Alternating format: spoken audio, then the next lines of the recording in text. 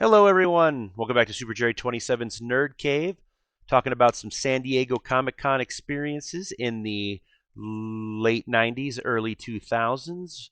DC Comics used to do something pretty cool. If you'd go to one of their panels, they would give you a platinum book. And so, since my dad did not like keeping up with me as I ran from signature to signature to signature, he and mom would go to these panels. Obviously, he went to the more important ones: Batman, Superman, Jonah Hex. He did that because it was westerns. He loved westerns. So here are some of those that got picked up. Most of them I have two of. I couldn't find the second of, and then others I have a lot of. But first one, I don't know why they went to the Vertigo panel, but I've got Books of Magic #1 Platinum Edition. Never read it. I was never into Vertigo when I was younger, but I mean, I was 15, so I had no idea what this stuff was. Now, this one I know Dad went to because it had to do with the Wild West.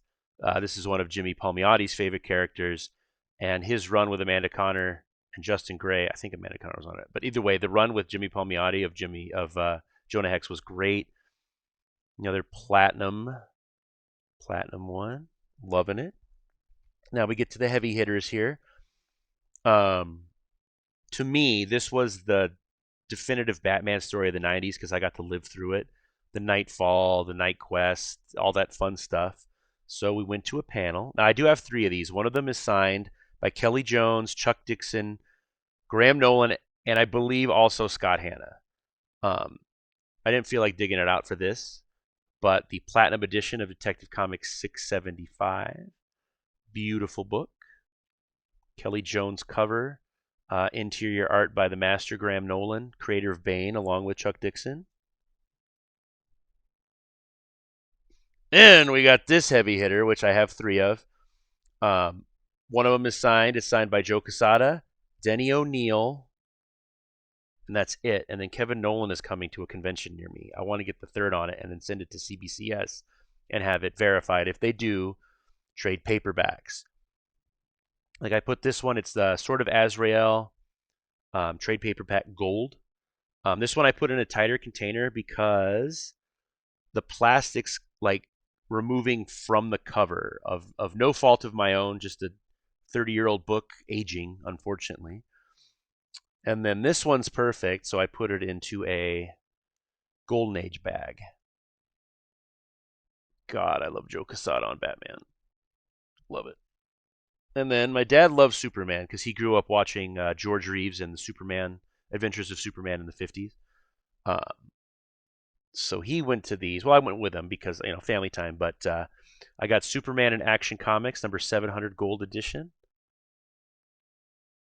So hopefully, I think Roger Stern is still alive. If I'm wrong, I'm so sorry. But hopefully Roger Stern or Jackson Juice or Guice will do a signing because I would love to get this encased. And oh, it's beautiful. I mean, this camera is a good camera, but it doesn't show the beauty of this book. I got three of them.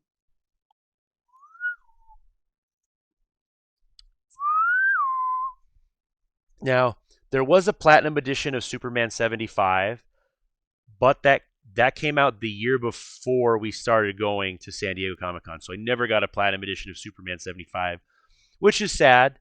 I'm sure I could find one on eBay, but because the poly bag and 30 years, it's kind of rough. Like all my polybag books from back then are the polybag's getting thin. So this is Adventures of Superman 500 Platinum Edition. And I don't know if the inside is different. I somehow doubt that the inside is different, and it's just the bag that makes this a Platinum Edition.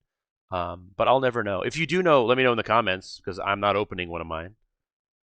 And I got three of them. I might put them in the safe just to keep air away from them. You can see that the embossed Adventures of Superman is starting to come through on them.